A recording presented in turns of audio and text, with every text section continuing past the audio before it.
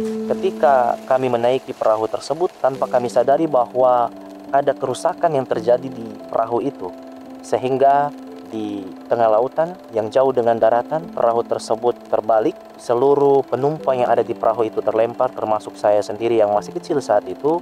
Dia mendapatkan dan menemukan bahwa saya sudah dalam keadaan yang tidak bernyawa.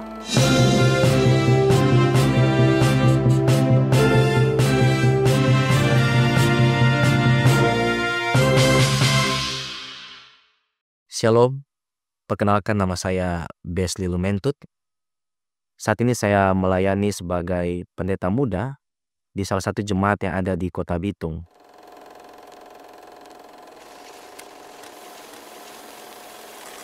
Ketika saya masih kecil, saya dan keluarga saya mengikuti salah satu kegiatan yang ada di jemaat kami, yaitu adalah kegiatan perkemahan, yang dimana kegiatan ini dijalankan atau dilangsungkan di satu pantai yang ada di Minahasa. Lantas ketika kami mengikuti perkemahan, di hari terakhir kami akan segera pulang, anggota jemaat memanggil untuk menyewa perahu agar supaya boleh melihat ikan-ikan yang ada di laut. Tetapi ketika kami menaiki perahu tersebut, tanpa kami sadari bahwa ada kerusakan yang terjadi di perahu itu, sehingga ketika kami sudah ada di jarak yang cukup jauh di tengah lautan yang jauh dengan daratan, sehingga perahu tersebut terbalik dan membuat kami semua terlempar.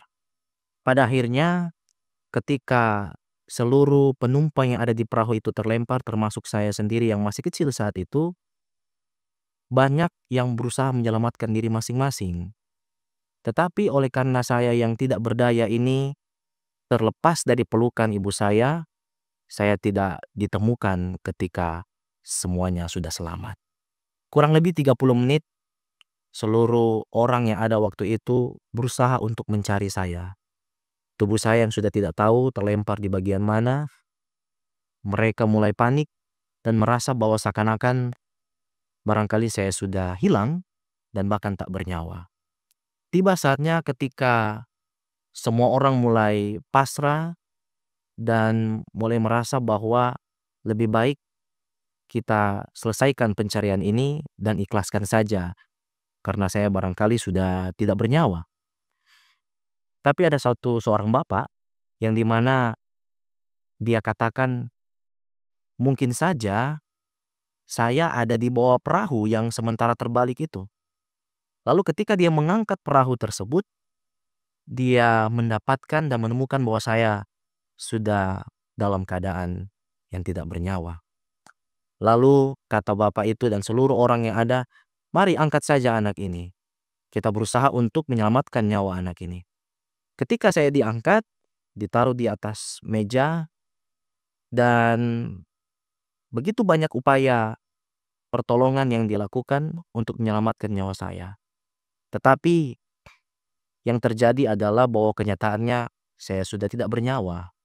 Sehingga pendeta di gereja tersebut meminta seluruh anggota jemaat untuk membuat bulatan, berdoa bersama-sama, mendoakan khusus untuk saya, dan berharap mujizat Tuhan terjadi kepada saya. Ketika selesai berdoa, di waktu itu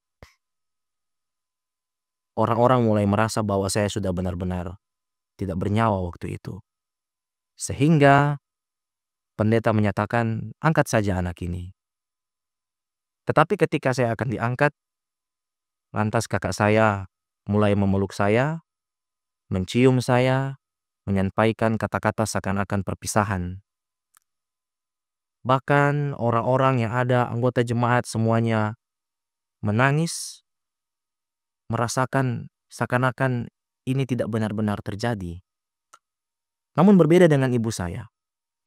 Ibu saya dengan hati yang penuh harapan, tidak menangis, terus berkata bahwa yakin bahwa saya masih hidup. Ibu saya berkata, "Nak, bangunlah. Mama yakin kamu masih hidup."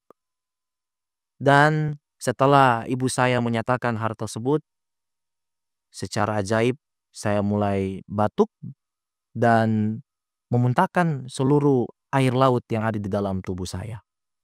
Ketika hal itu terjadi, orang-orang yang ada, seluruh anggota jemaat, bahkan orang-orang yang ada waktu itu di pantai tersebut, mereka takjub, mereka tidak percaya, tetapi itulah yang terjadi.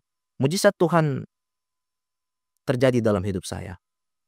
Bagaimana mungkin seorang anak kecil yang telah tenggelam barangkali 30 menit boleh hidup kembali, dan tentu saja itu adalah mujizat Tuhan.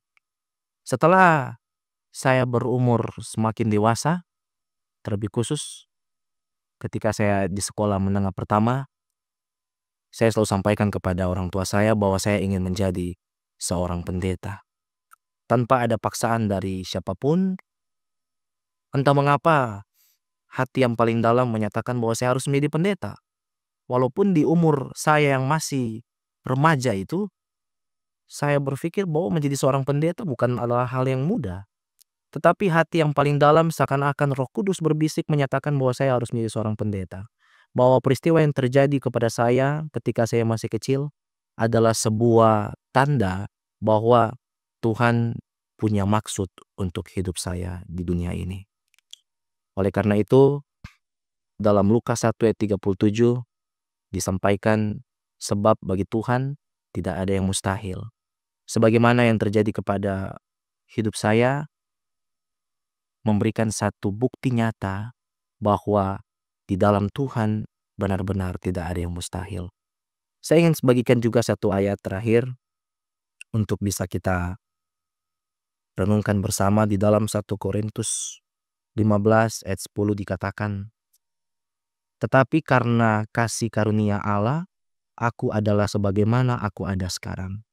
Dan kasih karunia yang dianugerahkannya kepadaku tidak sia-sia. Sebaliknya aku telah bekerja lebih keras daripada mereka semua. Tetapi bukannya aku, melainkan kasih karunia Allah yang menyertai aku. Ketika kita bangun dari tidur kita, itu adalah bentuk mujizat.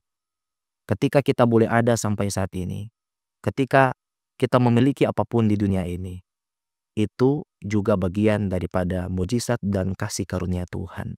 Jadi bukan saya saja yang merasakan mujizat ini. Saya dan saudara-saudara merasakan mujizat Tuhan. Semua ada oleh karena karunia Tuhan. Oleh karena itu, mari kita gunakan tubuh ini hanya untuk kemuliaan bagi nama Tuhan.